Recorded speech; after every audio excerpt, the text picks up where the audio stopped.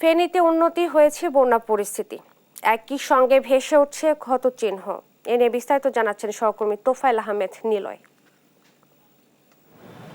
ধন্যবাদ। আসলে আপনি জানেন যে ফেনীতে বন্যা যে ক্ষয়ক্ষতি সেটি আসলে মানুষের অপূরণীয় ক্ষতি হয়েছে। আমরা এই মুহূর্তে রয়েছি দরবারপুর ইউনিয়নের উত্তর দরবারপুর গ্রামে। এখানকার যে ক্ষয়ক্ষতি সেটি আমার পিছনে দেখতে পাচ্ছেন যে একজন মৎস্য চাষির রয়েছে। আসলে তিনি তার এই মৎস্য চাষে আসলে প্রায় ২০ লক্ষ টাকার মতো ক্ষতি হয়েছে বলে জানিয়েছেন। তবে শুধু এখানকার একজন মৎস্য চাষি নয়, পুরো জেলা জুড়ে প্রায় ২০,০০০-এরও অধিক মৎস্য চাষি কিন্তু ক্ষতিগ্রস্ত হয়েছে। এবং পুরো জেলায় এখানকার মৎস্য কর্মকর্তা আমিনুল ইসলামের সাথে কথা বলেছি। তিনি জানিয়েছেন যে আসলে প্রাথমিকভাবে ওনাদের যে পরিসংখ্যান সেটিতে আসলে ২০,০০০ মৎস্য চাষি ক্ষতিগ্রস্ত হয়েছে। এছাড়া প্রায় ৩০ কোটি টাকার চাষিদের ক্ষতি হয়েছে বলে জানিয়েছেন। তবে এখানকার মানুষ যারা রয়েছে আসলে তারা সব সময় আসলে এ ধরনের বন্যা কবলে পড়ে, তাদের ক্ষয়ক্ষতি হয়। আসলে কখনোই তারা এইটিকে আসলে টেকসইভাবে বাঁধগুলো না নির্মাণ করার কারণে আসলে এই ধরনের ক্ষতিগুলোর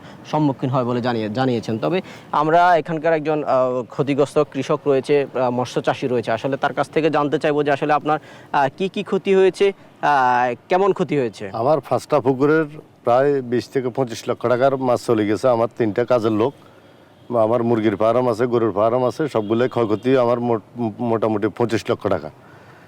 এখন আমি ক্ষতি কিভাবে পুষাই উঠাবো, এটাই হলো সমস্যা।